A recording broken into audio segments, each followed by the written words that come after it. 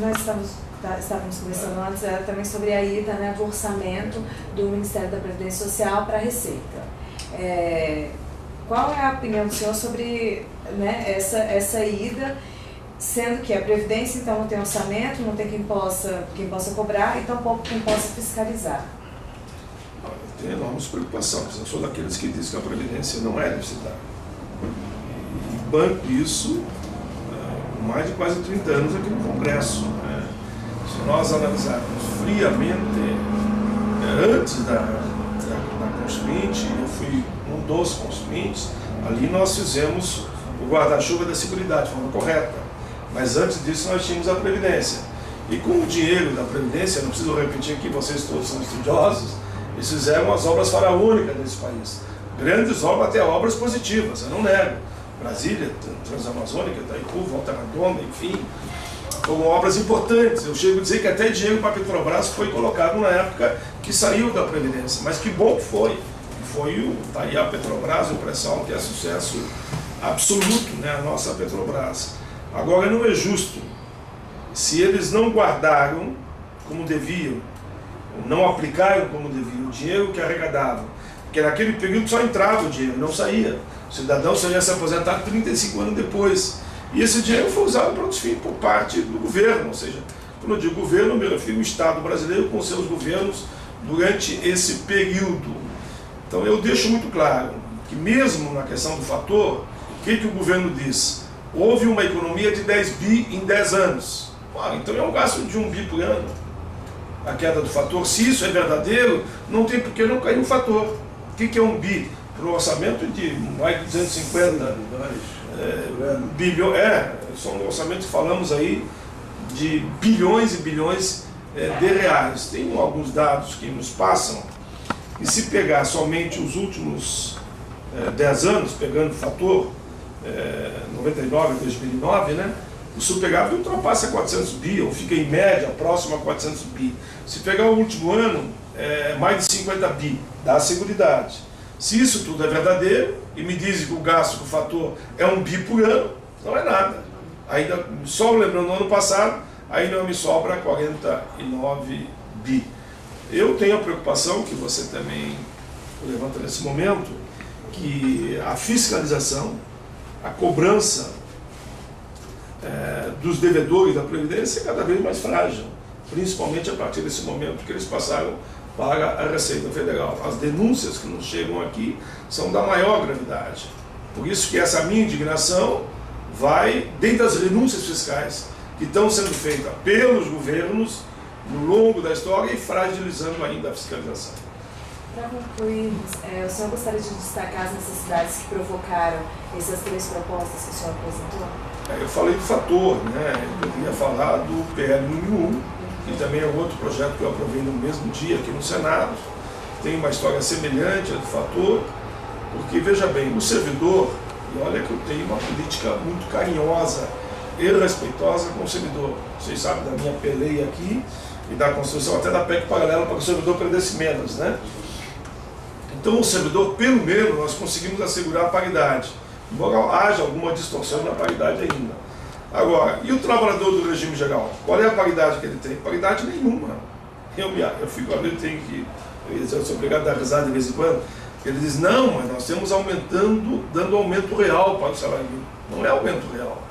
Eles estão dando parte dos prejuízos que o salário mínimo teve no longo da história. O salário mínimo já foi muito mais do que isso que é hoje. Infelizmente, quando eles falam em aumento real, que é a inflação mais o PIB, eu defendo, porque eu defendia, inclusive no meu relatório, era a inflação e o dobro do PIB. Depois na negociação acabou passando a inflação mais o PIB. Mas esse PIB não é aumento real, é apenas a reposição das perdas que o salário mínimo teve no longo da sua história. Quem não sabe, se o salário mínimo cumprisse o que manda a Constituição, estaria próximo a R$2.000. O salário mínimo vai agora a R$505, previsão para 1º de janeiro. Então, quando a gente está colocando a inflação mais o PIB para o salário mínimo, é recuperar parte das perdas que tivemos no salário mínimo. O que eu quero dizer com isso? Eu quero garantir no PL número 1, para o aposentado, essa mesma reposição de perdas, porque ele também teve perdas históricas que foram se acumulando. O cidadão ganhava, digamos, 5, 6, 7 salários e hoje está ganhando um salário, né? Eu sempre dou o exemplo do 5. O camarada ganhava 5, está ganhando 1, e depois vem aquele outro projeto que eu apresentei, que eu dividi em 5 anos. Se o camarada ganhava 5, no ano que vem ele passaria a ganhar 2, no outro 3, no outro 4, no ano 5. Em 5 anos ele voltaria a receber, então, o número de salários mínimos que ele recebia, isso como forma de repor perdas. Ninguém está aqui preocupado com o aumento real. Porque os prejuízos dos aposentados foram tão grandes que esse crescimento do salário mínimo, não garantindo também a eles essa recuperação, tu acaba garantindo uma recuperação do prejuízo que teve o salário mínimo. Esquece o prejuízo que tiveram aqueles que ganham um pouco mais que o salário mínimo. Então essa, na verdade, é o grande debate do PL número 1. E o PL 58, só para concluir os 3 projetos já, e podemos depois aprofundar o debate, eu quero apenas recuperar, garantir a possibilidade de um aposentado brasileiro voltar a receber o número de salários mínimos. Um salário mínimo ainda com defasagem. Ou alguém tem dúvida? Que eu acho que alguém vive com R$500. Em sã consciência no mundo real, quem vive com R$500? Quem vive com um plano de saúde, que aquele cidadão que ganhava 1.000, 2.000, hoje passou a ganhar R$500 pela defasagem, que não acompanha o número de salários mínimos, e quando os planos de saúde continuaram dispagando. O que eu assisto de homens e mulheres de cabelo branco chorando nas atividades que eu vou nos estados, dizendo, olha, eu tinha um plano de saúde, só que o meu salário agora é 500 e o plano de saúde é 800. Então há aí um desencontro que nós temos que dialogar sobre isso. O que eu quero dizer com toda essa fala que faço, e podemos aqui depois aprofundar, se assim vocês tiverem tempo, é que a grande verdade que eu sinto é que nesse país, me parece, que o Estado, eu acho que tem que ser política de Estado, não olha para os idosos. Para mim, eu olho tanto para a criança como o idoso. Eu não quero saber se o camarada vai ter mais 20 anos de vida, ou mais 30, ou vai ter mais 100 anos de vida, uma criança que nasce hoje. São seres humanos. Eu que tenho minha vida voltada para essa questão de combate a todos os preconceitos, eu fico sempre com aquela frase que eu guardei de quando eu era moleque ainda, pobre daquele país que não olha para as crianças, mas que também não olha para os idosos.